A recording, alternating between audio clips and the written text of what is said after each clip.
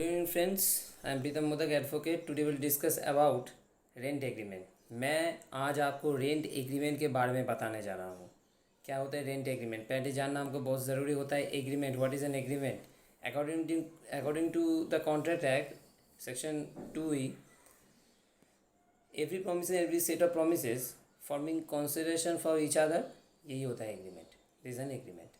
Agreement के लिए कुछ कंडीशन, वैलिड कंडीशन होना बहुत ज़रूरी होता है। ऑफर एक्सेप्टेंस, ये बहुत ज़रूरी होता है। अनसाउंड माइंड नहीं होना चाहिए। दोनों पार्टी 18 ईयर्स क्रॉस कर चुके हैं एज, क्योंकि माइनर के बीच में कोई एग्रीमेंट नहीं हो सकता, तो वो वैलिड नहीं होगा।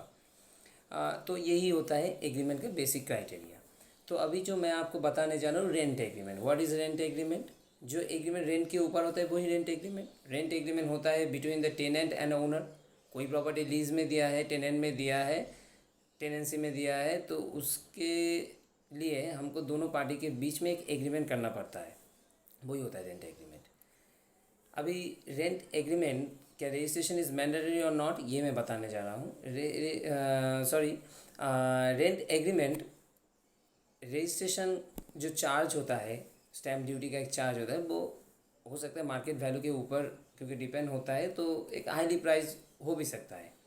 तो इसीलिए अगर 12 मंथ के ऊपर है, according to Indian registration act 1908 section 70 subsection D, तो उसमें लिखा हुआ है कि अगर 1 साल के ऊपर हो गया तो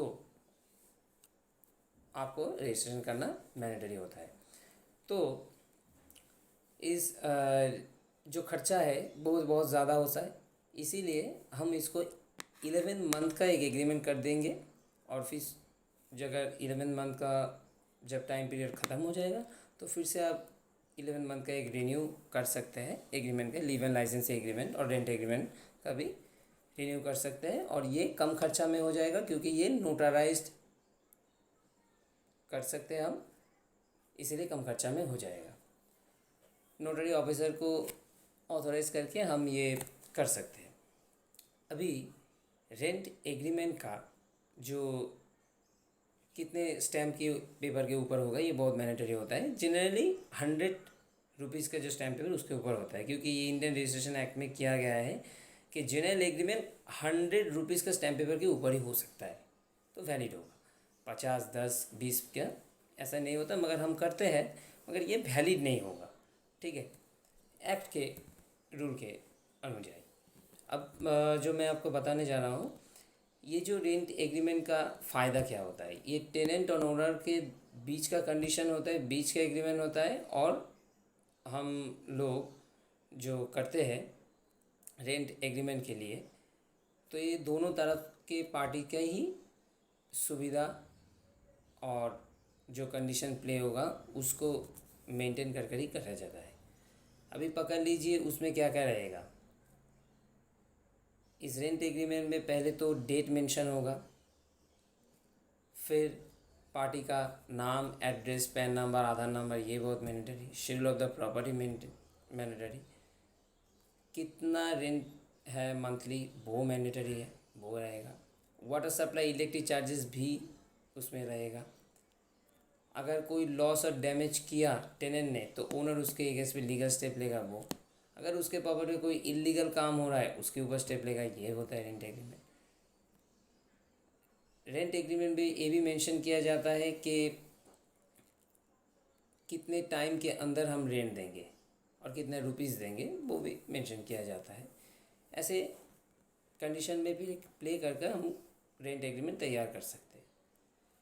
अभी रेंट एग्रीमेंट का जो इफ़ेक्ट है और सुविधा है वो आपको बता दें।